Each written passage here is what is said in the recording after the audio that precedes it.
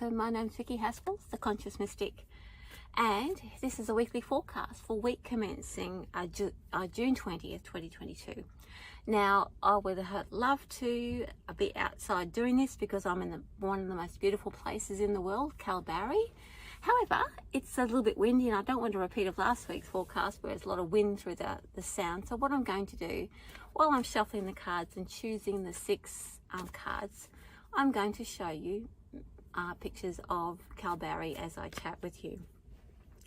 So each week I choose six cards. I shuffle the deck and I don't know what cards are coming up.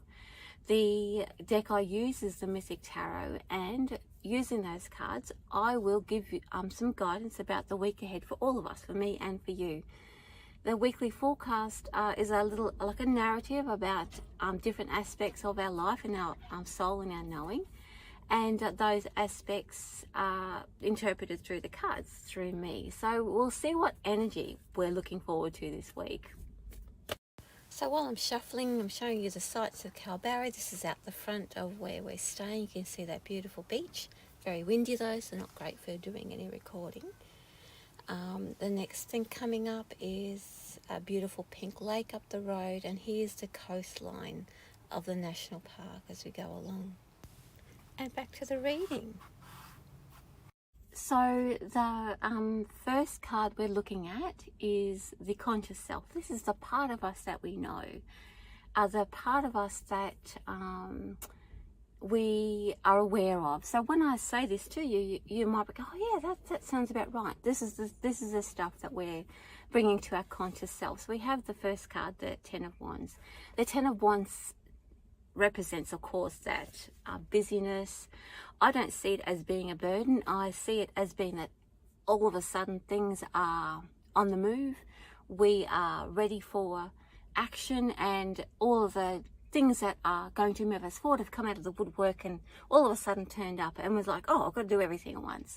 And that's just the feeling of probably the downside of that is a feeling of I have to do everything at once. But it's simply that all of the ways to move forward have just turned up. All of the opportunities are there and our choices are laid out in front of us, but we feel like we're overburdened by that. So in a logical sense, it'd be good to line them all up and say, hey, let's do them one at a time. But they seem to be looking at the Ten of Wands, wanting all of our attention all at once. So now we're going to have a look at how our soul self, or our guides, or the universe is keeping us on track. What is it showing us and helping us to stay focused? This is the help that we have. So we have this card here, the Four of Pentacles. Interestingly, the Four of Pentacles represents that part of us that shows a little bit of envy or maybe dissatisfaction with our lot in life. So expect a little discomfort in our lot in life, in that for example, that sort of feeling where I've done all of this work, why is it working for that person and not for me? Why is that person? So a little bit of looking outside of ourselves. So if we're going to use the Four of Pentacles, which is in an aspirational way, we can say, well, okay, that situation over there looks better than what I have here.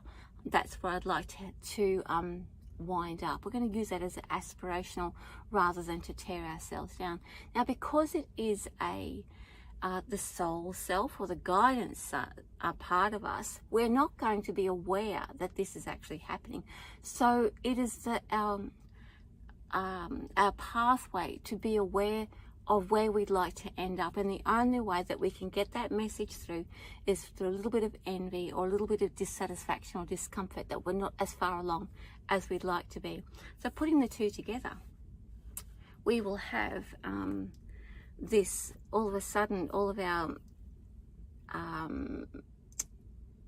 things on all of our cards on the table, so to speak, all of our things on the table, and that's like, oh, I should have had all this done, and you know, this person seems to have it all together and I don't have it all together. So the discomfort comes from the fact that it's going to, like, more or less, I like to call it corralling us into deciding what is our priority, rather than leaping onto something that looks maybe influential, or looks, you know, not tasty, what's the word, I'm thinking about food, looks tasty, it looks like it's a good thing, but it may not be for us. So the guidance around us is going to indicate to us the things that are aspirational rather than easy. So we're going to feel uncomfortable about where we are and our lot in life.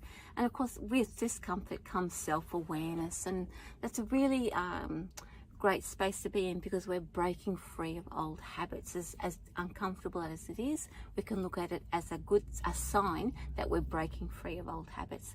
Now, the next card we're looking at is a part of us that is challenged. What is the lesson we're getting from this? So this is a challenge, a vulnerability where we feel a bit weakened. So we have the Seven of Swords here.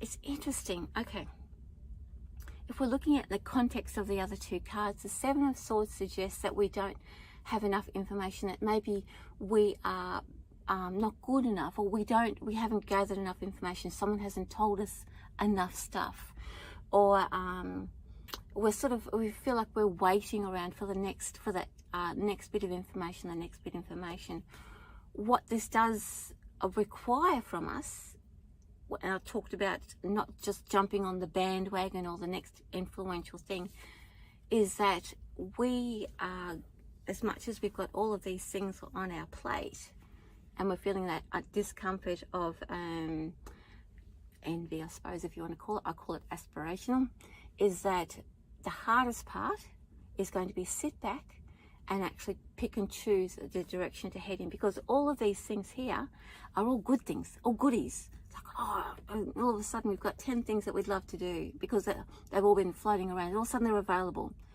What is the best way to go? So rather than looking at what's the tastiest, or what's the most influential, or what looks like the best thing, that part of us that says, you know what, just take a step back, because not all the information is in. We're going to be cranky because we're going to feel like we don't get it, or we're not getting it. But this card is also helping us be patient, to wait for that information to come in about the next step. Sounds counterintuitive, however, it is teaching us that very valuable lesson about not just jumping in on the next bandwagon and the next thing and the next thing. It's about what suits us rather than what we think it should be. So those are the beliefs that we're breaking down, is that what we think we should be doing as opposed to what's in our own hearts. So we're sorting all of those things out. Now, the next card we're looking at is our response to this situation. This will be interesting. Oh, I love this. I just said this. Okay, our response, oh, I'm so good at this. Our response is that we pick and choose what we love, rather than jumping in and trying to do everything because all of a sudden it's available. All of those cards, the discomfort and everything, is going to help us decide, you know what, I'm not going to jump in and do what I think looks good. I'm going to follow what's in my heart. So we're going to decide. And it doesn't mean so we have to give everything up and just do one thing. The Seven tells us that we have lots of choices. So that means we pick and choose a couple of things out of all the goodies on display about following our heart and deciding what's in our heart, rather than chasing that, what do they call, the brass ring. So all of this discomfort, all of a sudden the choices on the table, waiting a little bit and seeing what works for us, is leading us to that choice about following our heart. I love that. All right, so the next card is our possible future. Where are we heading with this? This is all the possibilities that are available to us right now. When we follow that path and we know that we've arrived or achieved it, is that satisfaction, or that feeling of that we have arrived. So the Three of Cups is a celebration. The Three of Cups means that we have all of the right, everything in the right moment and the right place. The Three of Cups represents marriage, contract, that everyone has their rightful place, and we've turned up. It is not, what it isn't is, oh yeah, I've done this all by myself. What it does represent is a collaboration. So through the journey that we take and the pathway that we take and following our passion, we also arrive in our tribe. We find and connect to the people that connect with us. We can only do that not by following what looks pretty or what looks, you know, is it the brass, anyway, whatever that brass ring. We're not chasing what we think is the right thing. We are following our heart, and we end up with the people that support us and love us and speak our language, and that then allows us to thrive in that environment. So what does this all say about our spiritual journey? Oh, our spiritual journey. Oh, I love this card. This card, I always call this card the Mind Your Own Business card.